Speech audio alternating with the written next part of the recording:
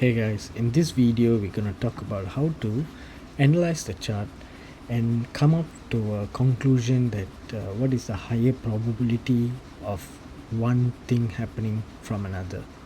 So here we will start with a monthly chart. This is a Euro USD. So when I try to analyze the chart, what I tend to look for is first, what's the current trend? So I don't want to look so far back. I just want to look at the current situation. So this way I'm not being fooled or being distracted with so many other things, because in trading we want to keep it simple. So here the most obvious thing is, if you see here, market has been creating support, and then broken.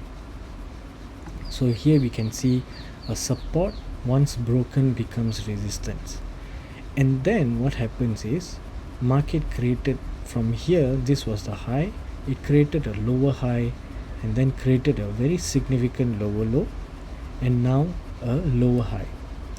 So here there is something called the trend line. So how do you use a trend line is quite simple, and it's also subjective to many people, where a trend line, whenever you see a trend line, how to use it, you tend to connect two lows or two highs, so that will qualify as a trend line. So there are so many other people saying that you have to look for the wicks, or you have to put the trend line on the body. It all depends on individual. So for me, I tend to just keep it simple. If there is 2 points, I will just connect it with a trend line. So in this part, so here you can see there is 1 and 2. This is once it have broken the support and then now becomes resistance. So here I connect two lines, 1 and 2, and I got this point as the third point. So here, since here sellers brought it down, and then the second point also sellers brought it down impulsively, so the third time can be a point of opportunity. So here this is a monthly chart. For you to trade monthly chart, it will take a long time, and your stop loss will be like few thousand pips. So what we want to do is we want to go to a lower time frame, one time frame bottom, to just check and see if all is okay. So here we can look at, this was the push that the market went down, and you can see this is the impulsive, this is a corrective structure, and this is the next impulsive. So here we can look at it as a something like this. So impulsive, corrective, and then impulsive. So this is one structure.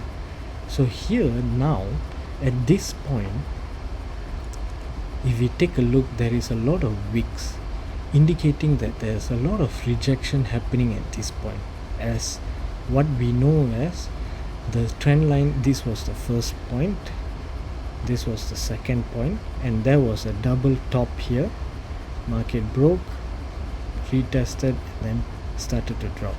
So here we are anticipating a higher probability chance that it's going to go down. So what we can do is just remove all the drawings, go to a lower time frame, and then we can see what's actually happening at this point. So here, this was the last push that it came here, and then market retrace, tried to break but failed, and then they started to drop back. So here there are two things that can happen.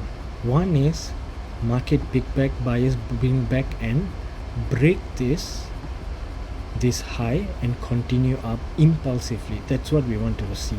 We want to see market breaking this level impulsively, then any pullback we can take a buy at this trend line. That means market is about to break the trend line and go higher. That is one scenario. The next thing is, next thing is, in the daily chart, we will look at how the market is coming to the point. So if you see here, this is very strong momentum, this is also strong. We can say this is strong, but not to say as strong as this. It is market is going up, but it's fighting between buyers and sellers. And then here you see red candles very impulsively, and then going up.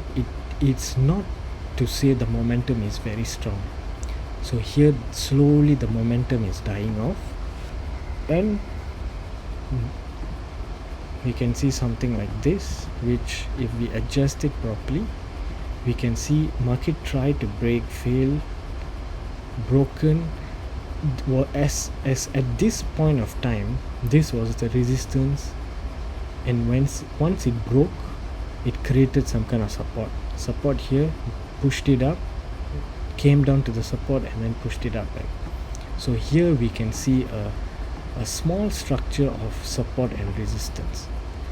So what I'm feeling is the market can retrace and then come down to test this support first before doing anything. So here we can see if it's very impulsive drop, that means market is about to turn. But if the market comes down here and then like this, and you can see so many rejections happening, then we can see market were to come back up to this resistance to test, and then what we can see is market coming like this and going higher. So this is how I anticipate a few scenarios, so that when the market does its part, I'm not surprised. I'm anticipating all the different kinds of moves that can happen based on the information the market has given me. So here we can just stop at it and say, okay, any pullback we will take a sell, a small risk sell to bring down, take profit at this level. Or what you can do is you can go to a smaller time frame, a lower time frame, let's say 1 hour, and then try to see what will be your entry point. So let's say I keep it to 4 hours first. So here now we see this was the resistance. Market did shoot up but failed to create another higher high and then drop. And then as from this point onwards,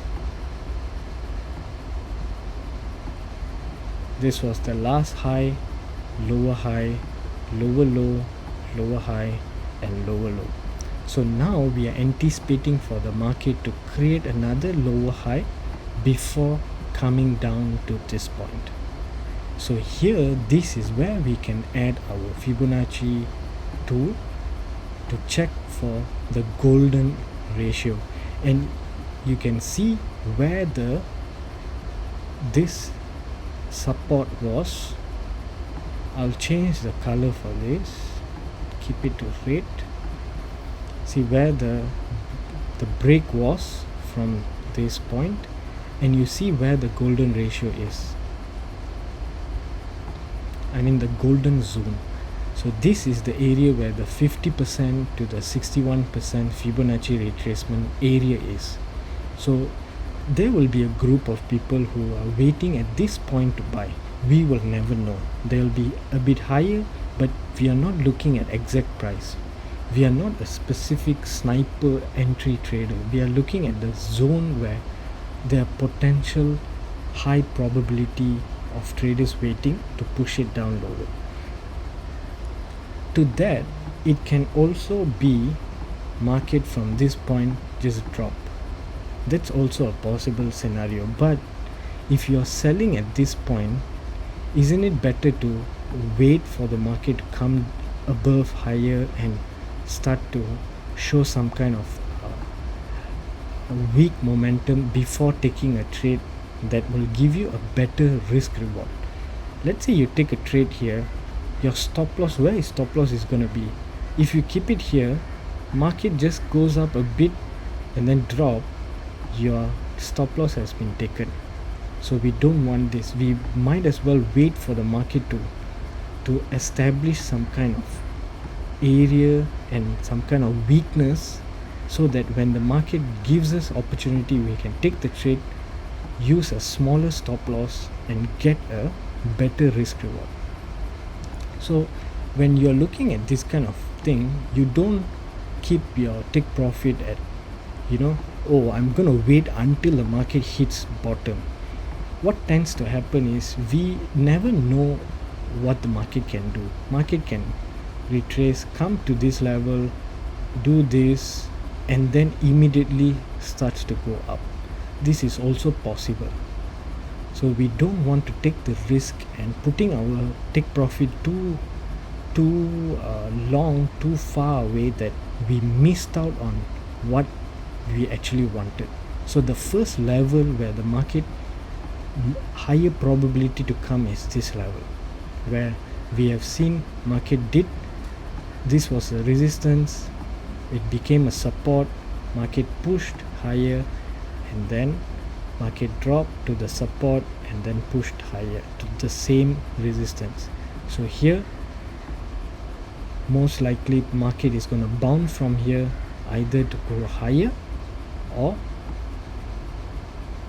do a correction and then continue lower. So this is one way of looking at it. So there are many types of ways you can take a trade. Like, let's say, let me remove everything. Let's say you look at trend line, so like this. So you see market, it didn't create a significant, this was the high, this was the higher low, this is higher high, higher low. And remember, like what I mentioned in my previous video, when we look for a trend, is the trend significantly creating a higher high? No. So that means this is a weak trend. It straight away dropped to this range, sideways market, but it's still not confirmed downtrend because it did not create a new lower low. So that's why I said market work, let the market retrace, come down to this level, see what happens here. If the market did create a lower low, then we can say the market is about to turn. Then we can wait for a bigger pullback. We can take a short for it to go to the next level, which is this point, and then the next level is this point.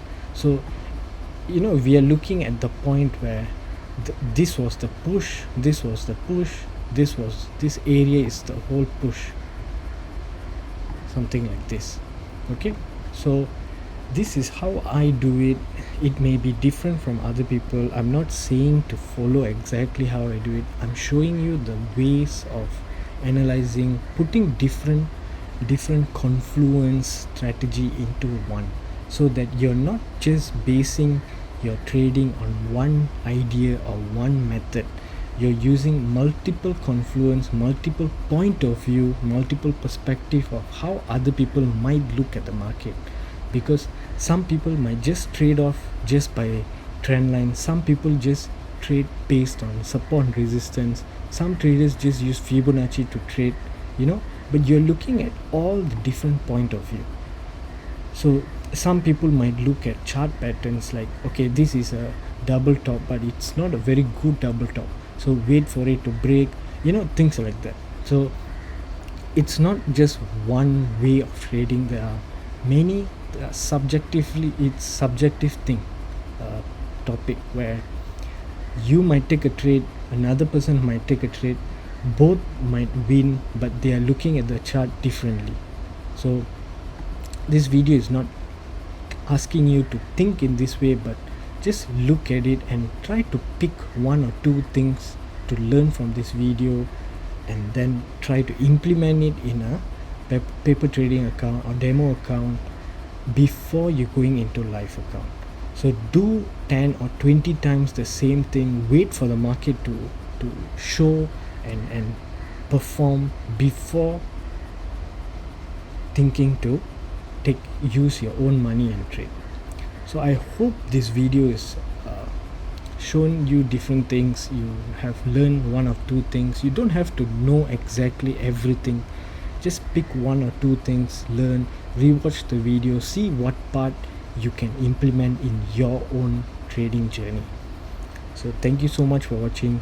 See you in the next video.